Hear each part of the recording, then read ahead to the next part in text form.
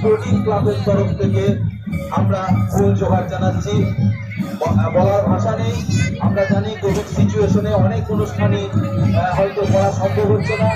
আমরা এখানকার প্রশাসনকে ধন্যবাদ জানাবো যে যা আপনারা আমাদের এই অনুষ্ঠানটি করার জন্য অনুমতিটুকু দিয়েছেন। এই ধরনের অনুষ্ঠান আদিবাসীদের, আপনারা সকলেই জানেন, এই নাচ গান আনন্দ উচ্ছ্বাস আদিবাসী